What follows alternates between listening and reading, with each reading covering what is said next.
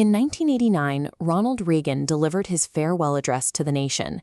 He spent a significant portion of it explaining that America's unique strength, its ability to lead the world, came from drawing new people from every corner of the globe.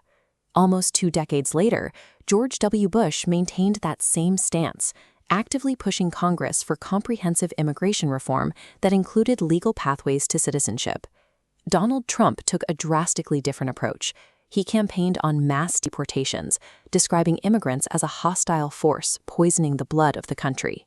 This contrast marks a break in a political foundation that stood for half a century, giving way to a different structure entirely.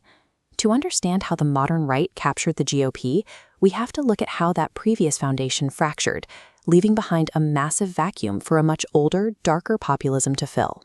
The Republican Party built an effective alliance called Fusionism, bringing together 3 completely different factions: pro-business elites, free-market libertarians, and deeply religious social conservatives. What bound these conflicting groups together in a tight coalition was a shared, urgent opposition to the spread of communism. Intellectuals like William F. Buckley Jr. engineered this alliance, establishing a polite, pro-market, institutional conservatism that dominated American politics for decades. But in 1991, the Soviet Union dissolved. The Berlin Wall came down, and the primary external enemy holding the Republican factions together simply vanished. Without that shared Cold War mission, the alliance lost its glue. The party establishment felt victorious, completely missing the deep internal economic fractures forming right under their feet. Political scientists called the resulting fracture the left behind thesis. This describes the massive socioeconomic fallout hitting working-class communities across the West as the global economy rapidly integrated. Throughout the 1990s and 2000s, rapid deindustrialization and the offshoring of manufacturing jobs decimated American factory towns, permanently gutting the middle-class economic engine. While working-class Republican voters absorbed the worst of this economic devastation, the party elite in Washington continued passing policies that expanded free trade and globalism. The GOP essentially became a hollow party. Its leadership was entirely disconnected from the daily reality and deep economic anxieties of its own voting base.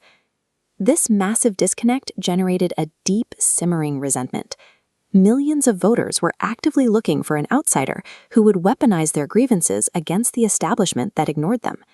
When Donald Trump entered the arena in 2015, he didn't invent a new ideology from scratch. He recognized the hollowed-out state of the party and revived an older movement to fill it. His rhetoric mirrors the America First movement of the 1920s and 30s, which demanded strict isolationism, heavy tariffs, and exhibited intense anti-European sentiment. You can trace this exact political style back even further, to the 1830s. Jacksonian populism relied on rallying the uneducated common man against entrenched educated coastal elites.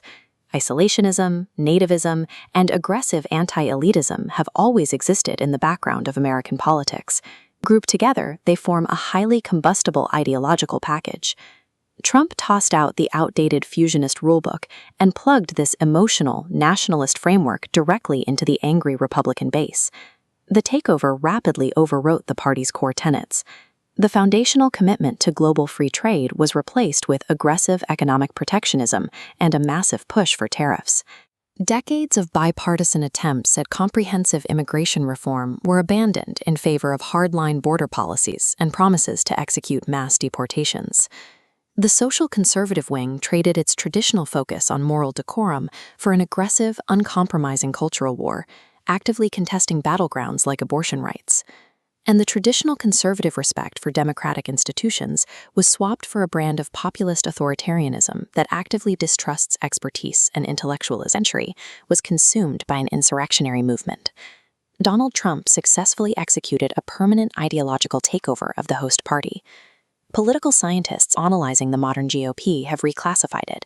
It operates today as a prototypical populist radical right-wing party, aligning closer to similar movements across Europe than to its own recent past. Traditional, institutionalist conservatives who refuse to adapt to this new reality find themselves systematically purged and forced into permanent political exile. Because this movement is rooted in permanent socioeconomic shifts, its influence will remain long after Donald Trump leaves the stage. This reality leaves the traditional American two-party system severely fractured. One half of the governing structure is no longer interested in the basic mechanics of institutional compromise. The mutation of the American right serves as an ongoing existential stress test for the survival of democracy.